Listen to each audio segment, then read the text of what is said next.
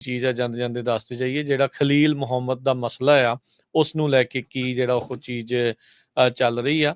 Deport ਕਰਨ ਦੀ ਉਸ ਨੂੰ ਕੋਸ਼ਿਸ਼ ਚੱਲ ਰਹੀ ਹੈ। ਜਿਹੜਾ ਕੋਲੰਬੀਆ ਦਾ ਸਟੂਡੈਂਟ ਸੀ ਜਿਸਨੇ ਪ੍ਰੋ ਪੈਲਸਟੀਨ ਪ੍ਰੋਟੈਸਟ ਕੋਲੰਬੀਆ ਯੂਨੀਵਰਸਿਟੀ ਦੇ ਵਿੱਚ ਕੀਤੇ ਸੀਗੇ, ਤੇ ਗਵਰਨਮੈਂਟ ਡਾਕੂਮੈਂਟ ਹੁਣ ਇਹ ਜਿਹੜਾ ਉਹ ਸ਼ੋਅ ਕਰ ਰਹੇ ਆ ਦਸਤਾਵੇਜ਼ ਵੀ ਜਿਹੜੇ ਸਿਵਲ ਚਾਰजेस ਮੁਹੰਮਦ ਖਲੀਲ ਦੇ ਮਹਿਮੂਦ ਖਲੀਲ ਸੌਰੀ ਹਾਂਜੀ ਮਹਿਮੂਦ ਖਲੀਲ ਦੇ ਉਲਟ ਜਿਹੜੇ ਉਹ ਹੈਗੇ ਆ, ਉਹਦੇ ਵਿੱਚ ਕੋਈ ਰਿਟਨ ਐਵੀਡੈਂਸ ਨਹੀਂ ਹੈਗਾ ਇਮੀਗ੍ਰੇਸ਼ਨ ਅਫਸਰਸ ਦੇ ਦੁਆਰਾ।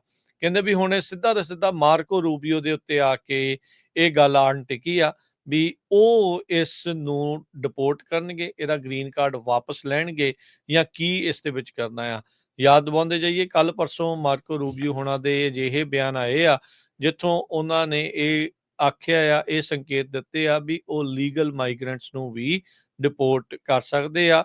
ਉਹ ਡਿਟਰਮੀਨੇਸ਼ਨ, ਉਸ ਦਾ ਫੈਸਲਾ ਉਹ ਹੁਣ ਆਪ ਕਰਨਗੇ। ਖਲੀਲ ਦੇ ਜਿਹੜੇ ਲਾਇਰਸ ਆ ਉਹ ਫੈਡਰਲ ਅਦਾਲਤ ਦੇ ਵਿੱਚ ਅੱਜ ਕਹਿੰਦੇ ਵੀ ਜਾਣਗੇ, ਜਿੱਥੇ ਜੱਜ ਦੇ ਮੂਹਰੇ ਉਹ ਦਸਤਾਵੇਜ਼ ਪੇਪਰ ਫਾਈਲ ਕਰਨਗੇ ਵੀ ਇਸ ਨੂੰ ਤੁਰੰਤ ਰਿਹਾ ਜਿਹੜਾ ਉਹ ਕੀਤਾ ਜਾਵੇ ਤੇ ਨਿਊਯਾਰਕ ਦੇ ਵਿੱਚ ਵਾਪਸ ਲਿਆਂਦਾ ਜਾਵੇ। ਇਹਦੇ ਅਪਾਰਟਮੈਂਟ ਤੋਂ ਇਸ ਨੂੰ ਇਮੀਗ੍ਰੇਸ਼ਨ ਏਜੰਟਸ ਦੇ ਦੁਆਰਾ ਅਰੈਸਟ ਕਰ ਲਿਆ ਗਿਆ ਸੀ, ਡਿਟੇਨ ਕੀਤਾ ਗਿਆ ਸੀ, ਤੇ ਫਿਰ ਲੁਜ਼ੀਆਨਾ ਦੇ ਵਿੱਚ ਜਿੱਥੋਂ ਇਹਨੂੰ ਗ੍ਰਿਫਤਾਰ ਕੀਤਾ ਉਹ ਤੋਂ 1300 ਮੀਲ ਦੂਰ ਇਸ ਨੂੰ ਉੱਥੇ ਲੈ ਗਏ ਸੀਗੇ। ਸੋ ਇੱਕ ਬਹੁਤ ਵੱਡਾ ਕੇਸ ਹੋਊਗਾ ਰਾਜ ਕਰਮਵੀਰ ਸਿੰਘ, ਜੇ ਉਸ ਨੂੰ ਡਿਪੋਰਟ ਕੀਤਾ ਜਾਂਦਾ ਇੱਕ ਤਰ੍ਹਾਂ ਨਾਲ ਪ੍ਰੈਸੀਡੈਂਟ ਬਣੂਗਾ।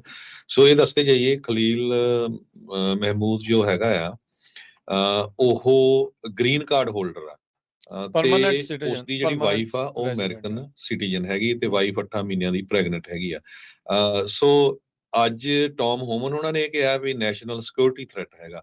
ਹੁਣ ਜੇ ਲੈਕਚਰ ਕਰਨਾ ਵੀ ਗੱਲ ਕਰਨੀ ਜਿਹੜੀ ਆ ਉਹ ਵੀ ਸਿਕਿਉਰਿਟੀ ਥ੍ਰੈਟ ਆ ਤੇ ਇਹ ਇੱਕ ਬਹੁਤ ਵੱਡਾ ਇਸ਼ੂ ਹੋਊਗਾ। ਸੋ ਇਹਦੇ ਸੰਬੰਧ ਦੇ ਵਿੱਚ ਪੂਰੇ ਅਮਰੀਕਾ ਦੇ ਵਿੱਚ ਵੱਖ-ਵੱਖ ਯੂਨੀਵਰਸਿਟੀਆਂ ਦੇ ਵਿੱਚ ਪ੍ਰੋਟੈਸਟ ਹੋ ਰਹੇ ਆ। ਹੁਣੇ ਹੀ ਉਸਨੇ ਮਾਸਟਰ ਡਿਗਰੀ ਜਿਹੜੀ ਗ੍ਰੈਜੂਏਸ਼ਨ ਕੀਤੀ ਆ ਕੋਲੰਬੀਆ ਯੂਨੀਵਰਸਿਟੀ ਤੋਂ, ਤੇ ਅੱਜ 14 ਦੇ ਕਰੀਬ ਜਿਹੜੇ ਆ ਕਾਂਗਰਸਮੈਨ ਆ 14 ਮੈਂਬਰਸ ਆਫ ਦਾ ਕਾਂਗਰਸ, ਉਹਨਾਂ ਨੇ ਵੀ ਇੱਕ ਲੈਟਰ ਜਾਰੀ ਕੀਤਾ ਆ ਤਾਂ ਕਿ ਪੈਲਸਤੀਨੀਅਨ ਐਕਟਿਵਿਸਟ ਮਹਿਮੂਦ ਖਲੀਲ ਨੂੰ ਜਿਹੜਾ ਛੱਡਿਆ ਜਾਵੇ। ਸੋ ਇਹ ਖਲੀਲ ਉਦਾਂ ਦੱਸ ਜੇ ਅਲਜੀਰੀਆ ਦਾ ਸਿਟੀਜ਼ਨ ਸੀਗਾ। ਇਮੀਗ੍ਰੇਸ਼ਨ ਕੋਰਟ ਦੀ ਹੀਅਰਿੰਗ ਉਹਦੀ ਇਸ ਮਹੀਨੇ ਦੇ ਵਿੱਚ ਹੋਣੀ ਸੀਗੀ।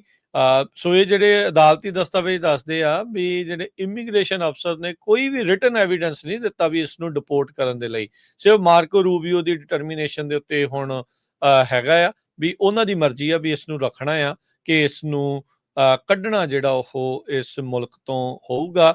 ਲੋਕ ਕਹਿ ਰਹੇ ਆ ਵੀ ਇਹ ਫਰੀडम ਆਫ ਸਪੀਚ ਦਾ ਮਸਲਾ ਆ। ਮਾਰਕੋ ਰੂਬੀਓ ਕਹਿੰਦੇ ਵੀ ਇਹ ਫ੍ਰੀ ਸਪੀਚ ਦਾ ਇਸ ਦੇ ਵਿੱਚ ਮਸਲਾ ਨਹੀਂ ਹੈਗਾ। ਸੋ ਕੱਲ ਵੀ ਆਪਾਂ ਕਹਿ ਰਹੇ ਸੀਗੇ ਵੀ ਲਾਈਨ ਖਿੱਚੀ ਕਿੱਥੇ ਜਾਣੀ ਆ, ਵੀ ਕਿਹੜੇ ਪ੍ਰੋਟੈਸਟ ਵਾਲਿਆਂ ਨੂੰ ਤੁਸੀਂ ਕਹਿੰਦੇ ਆ ਵੀ ਉਹ ਫ੍ਰੀ ਸਪੀਚ ਚਾਹੁੰਦੇ ਆ ਤੇ ਕਿਹੜੇ ਪ੍ਰੋਟੈਸਟ ਵਾਲਿਆਂ ਨੂੰ ਤੁਸੀਂ ਕਹਿੰਦੇ ਆ ਵੀ ਉਹ ਫ੍ਰੀ ਸਪੀਚ ਦੇ ਵਿੱਚ ਨਹੀਂ ਆਉਂਦੇ।